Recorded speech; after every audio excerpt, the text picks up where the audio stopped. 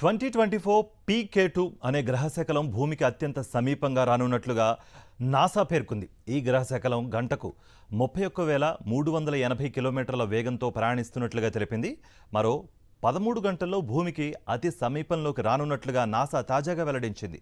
అయితే ఈ గ్రహశకలం 2024 PK2 attend సమూహకానికి చెందిందని, దీని సైజు దాదాపు విమానం అంత పరిమాణంలో ఉంటుందని నాసా తెలిపింది.